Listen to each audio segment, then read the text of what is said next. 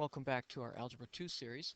Today we're looking at quadratic equations. We're going to solve using the quadratic formula and completing the square.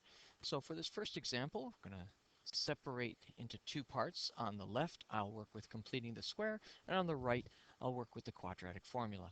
Most students prefer the quadratic formula, so I'll just go ahead and do that first. X is equal to, just to write this out as a recall, negative b plus or minus the square root of b squared minus 4ac all over 2a. You might have some sort of jingle or something that you use to remember that. Keep in mind that the coefficient of the x squared is the a. Here's our little b term, and here's our c. In this case, the b and the c are both negative values. So I'll just write these in. It's just plug and chug as far as the quadratic formula is concerned, but I'm going to show you a little trick of the trade as we go. Opposite of b is going to be positive 4, plus or minus the square root of 4 squared minus 4 times a times c, which is negative 3, and then over twice a is just 2. Now notice we have the common 4 on that, underneath that radical. That's where the discriminant is, right in here. So that discriminant is going to have a common 4, which is a perfect square. So I'm going to try a little fancy math trick here. 4 plus or minus the square root of. I'm going to factor a 4 out of each of those. That's a 4. What's left is 4.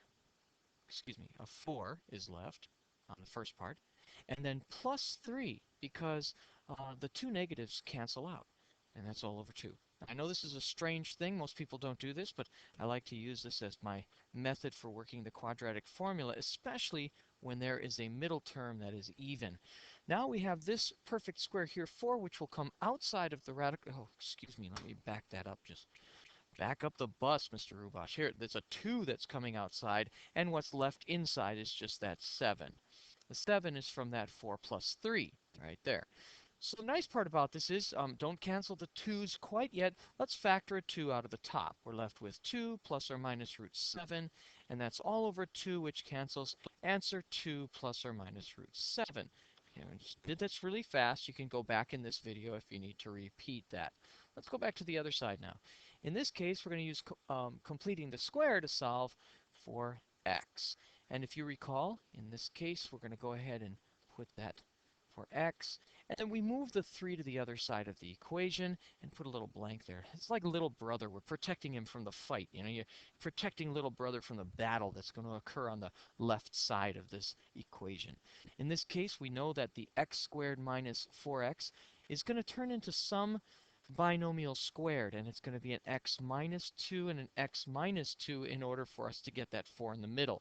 So when we cut the 4 in half, we get the 2, square it, we get plus 4. That's what would happen if we actually multiplied those back together.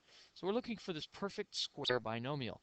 If I add 4 to this side, I got to add 4 to this side. By golly, get a 7 over there. So x minus 2, quantity squared, is equal to 7, or x minus 2 is equal to plus or minus radical 7. Notice the radical 7, the same radical 7 that we got in the quadratic formula. Answer over here, x is equal to 2 plus or minus radical 7. All right, that's wonderful. So that's the two ways we're going to do that in homework. We're going to do every problem two ways. We're going to do it by completing the square and then also by a quadratic formula. Let's do one that's a little bit harder. In this case, quadratic formula, x is equal to negative b plus or minus the square root of 49 minus 4 times a times c, which is 2, and then there's a negative 10 there. It's all over 2a, which is going to be 2 times the 2, which is the a term. In this case, it's a little bit nastier because that 49 underneath the radical does not have anything in common with the other values there. So that's going to be a 49 plus, and in this case, 80. And this all over 4. X in this case turns out to be, it looks like 7 plus or minus the square root of 129 over 4. By golly, that is one ugly answer. I'll just put a big circle around it. Okay, and that looks like it's not going to be any fun to do by completing the square. Let's work it out on this side now and complete the square. 2x squared minus 7x blank equals 10. Well, we have to keep in mind that we can't really put the blank here quite yet because we've got a 2 hiding out there in the front. So please do not divide by 2 on both sides of this equation. Please do not do that. Instead, please factor it out. So it's a 2 x squared minus 7 halves x, and then put your blank equals 10 and a blank. And keep in mind that we're going to be working with this very carefully. It's a little different than other teachers may have taught, but it's important to do it this way for several reasons. We'll go ahead and work through the rest of this now. We know that this has to be some binomial that is squared. And that's what we have to figure out. Well, that's going to be x minus 7 fourths and x minus 7 fourths. Because in order to get 7 halves in this middle term, we're going to need a 7 fourths and 7 fourths.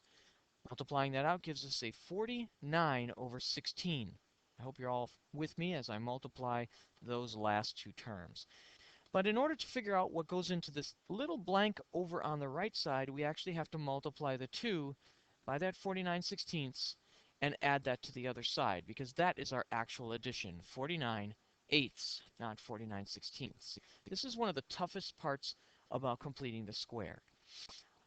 I'm going to write this out. Since 8 is the same as 80/10, this is going to be 80 plus 49 over 8, and notice that that is the same thing as we saw under the radicand, or in the radicand, excuse me, in the radicand. This is 2x minus 7 fourths squared now, 129 over 8. And you don't quite get the same thing as you got before, but let's take a look at what happens in just the next step. Now we divide by this 2 right over here, after we've completed the square. And we get this, 129 over 16, and we take the square root. X minus 7 fourths is equal to plus or minus the square root of 129 over the square root of 16, which is, of course, 4. And then we can bring our 7 fourths to the other side and get the same answer as we had before. 7 fourths plus or minus the square root of 129 all over 4, which is the same as if we put it under the same, or over the same denominator.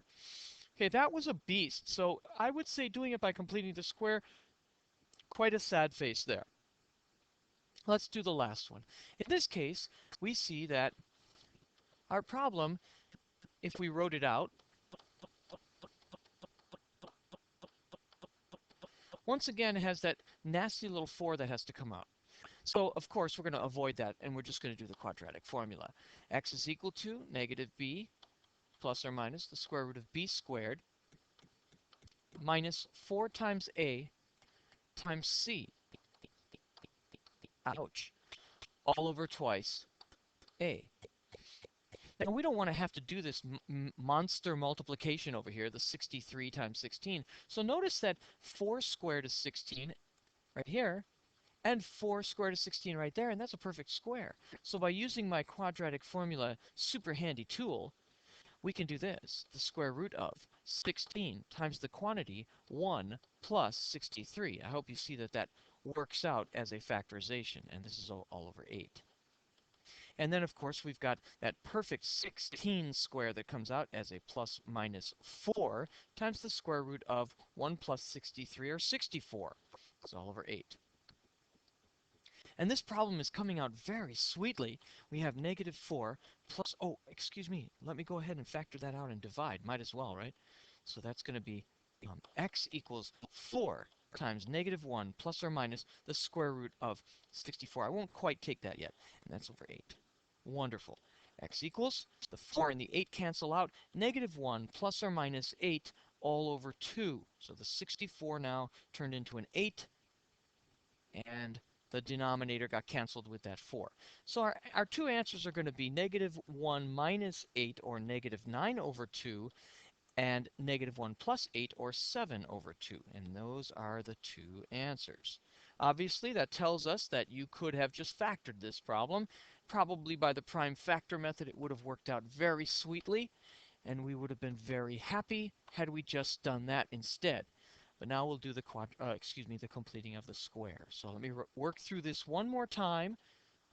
This is just going to be an x now. Okay, so remember, we don't put the number in here. We put it in the parentheses below, because it's a different number than what we're looking for.